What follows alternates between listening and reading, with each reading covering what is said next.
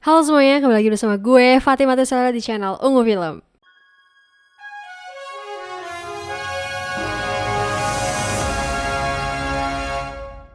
Gimana kabar kalian?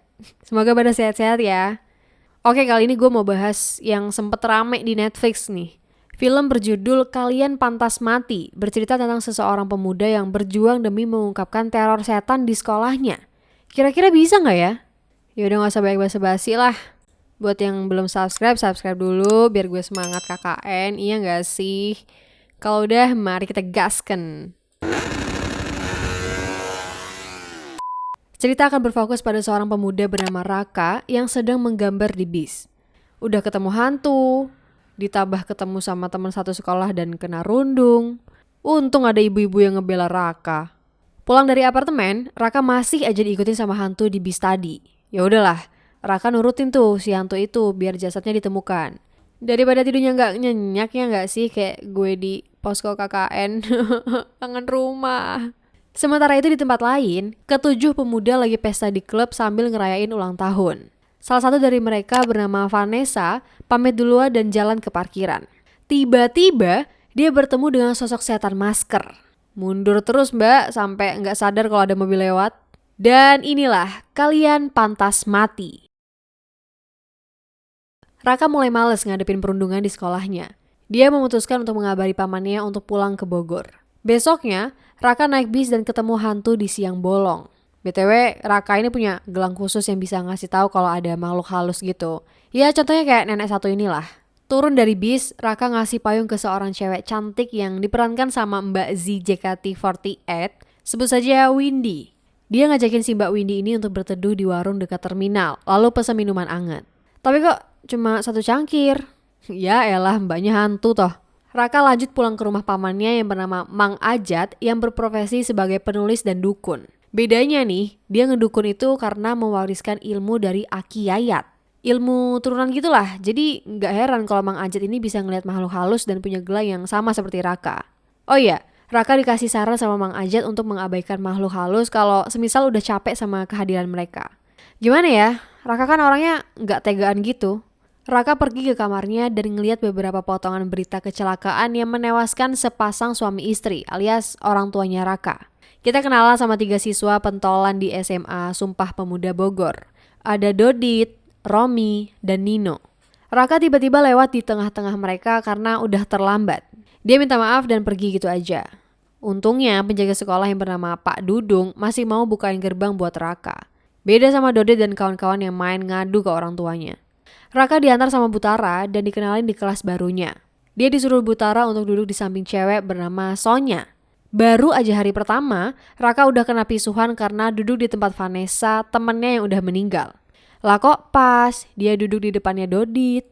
Baru aja pelajaran dimulai, Raka udah ngeliat sosok setan masker yang nemplok di jendela. Dia refleks menggambar sosok itu, tapi Dodit malah marah karena dikira ngeliatin Sonya terus. Raka cuma diem aja, jadinya si Sonya ini ngerebut buku tulisnya Raka. Sonya kaget bukan main setelah ngeliat sketsanya Raka. Pulang sekolah, Raka duduk sendirian sambil menyempurnakan sketsanya. Winnie datang ngajakin ngobrol, tapi dicuekin sama si Raka. Di suatu malam, temannya Sonya bernama Lisbeth nelpon emaknya untuk nyariin anjing kesayangannya bernama Bruno yang lagi hilang. Dia lalu nelpon Sonya untuk ngasih kabar. Gak lama, Lisbeth mendengar suara Bruno di luar rumah. Dicari kesana kemari, yang ketemu cuma kalung anjing doang.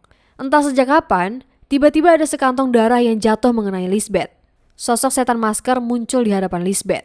Dia ngambil garpu taman sebagai pertahanan diri, tapi seseorang menariknya ke semak dan nyawanya dihabisi.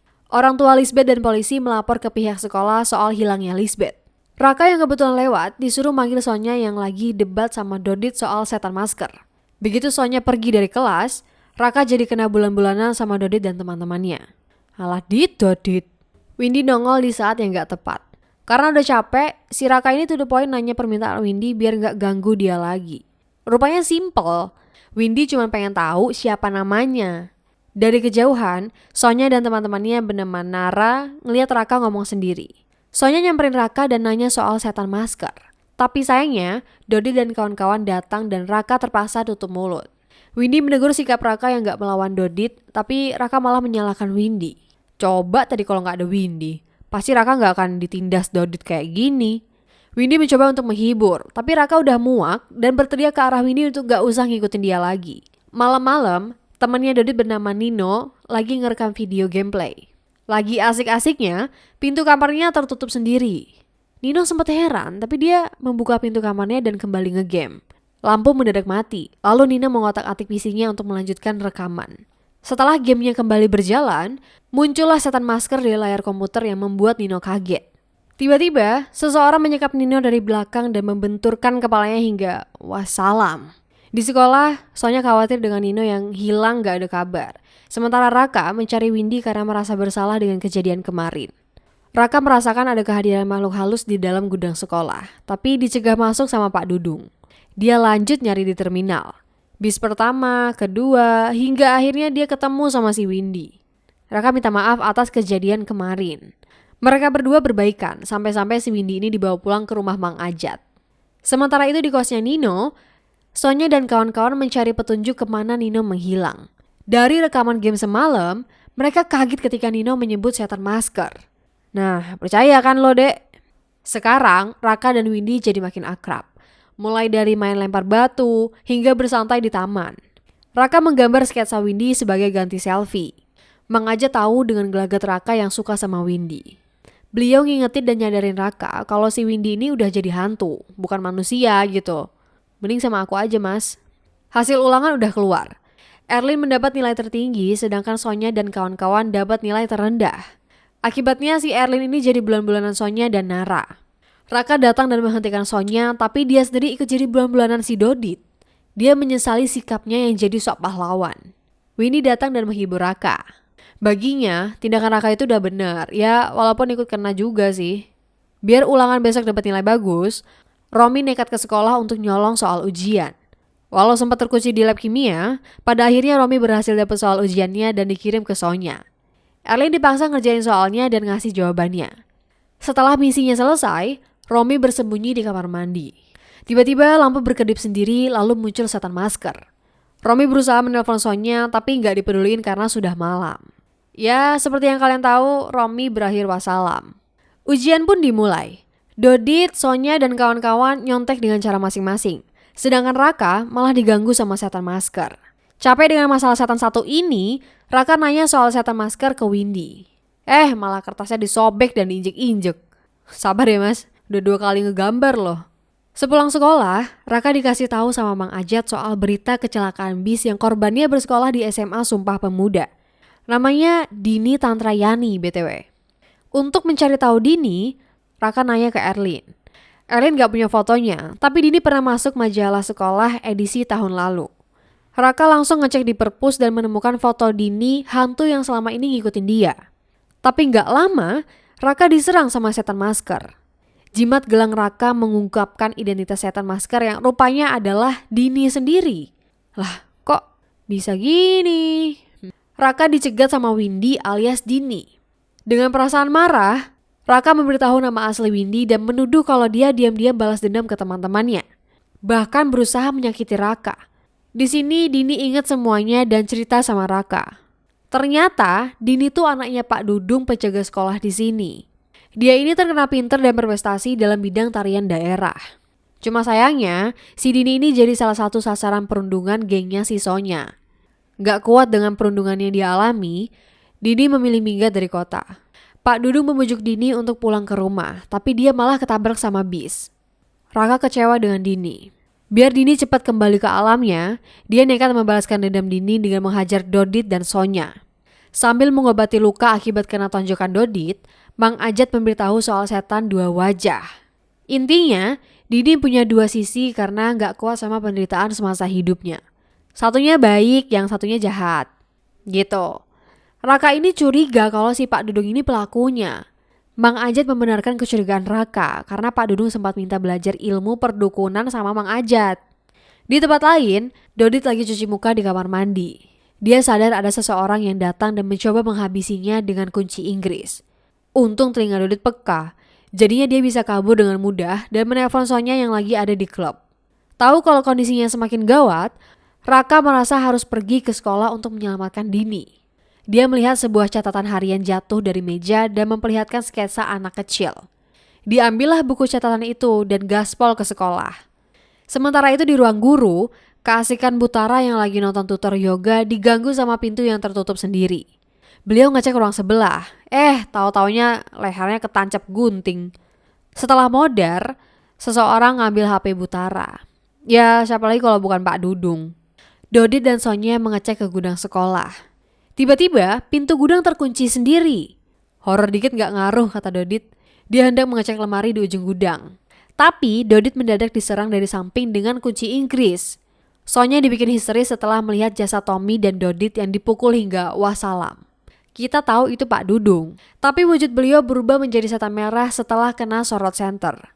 Ya gak usah ditanya lah nasibnya si Sonya, udah pasti ikut wassalam. Mang Ajat mempelajari lebih lanjut soal setan dua wajah. Tapi dia menyadari sesuatu dan segera menelpon si Raka. Karena gak ada respon, Mang Ajat terpaksa mengeluarkan keris peninggalan Aki Yayat dan membaca mantra untuk mempersiapkan diri.